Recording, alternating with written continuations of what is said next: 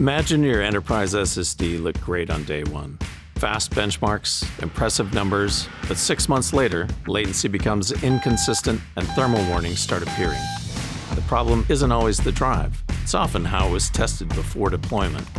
Today, we'll look at the endurance and reliability methodology used to validate enterprise SSDs like the Kingston DC3000ME. When an SSD is brand new, performance looks incredible because every NAND cell is empty, but that's not how drives operate in production. Once a drive has been in use, garbage collection, wear leveling, and erase before write operations all come into play. This condition is called steady state, and it's where meaningful testing begins. Kingston measures the DC3000ME performance at steady state, following SNIA enterprise testing standards, so that's where we'll start as well. Before testing, the drive is purged to establish a known starting state using NVMe format or sanitize command. Next comes preconditioning, which many reviewers skip entirely. First, we perform Workload Independent Preconditioning, or WIPC, by writing the entire drive multiple times.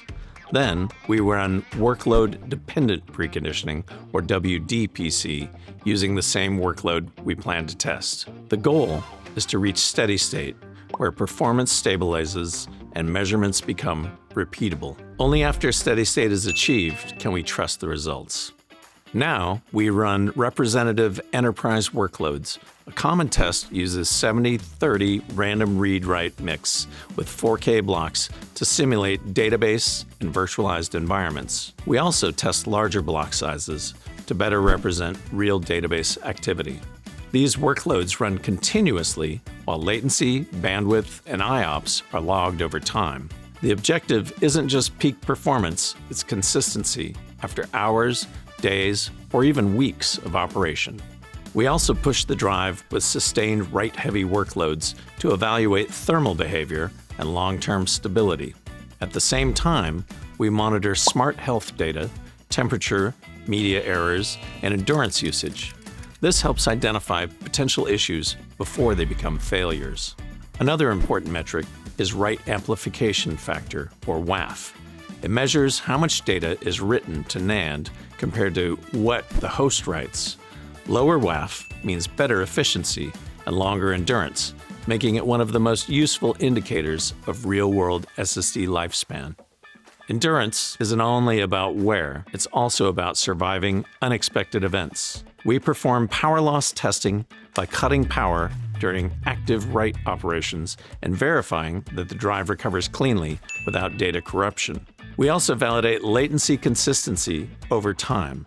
Peak benchmark numbers matter far less than delivering predictable response times after months of production use.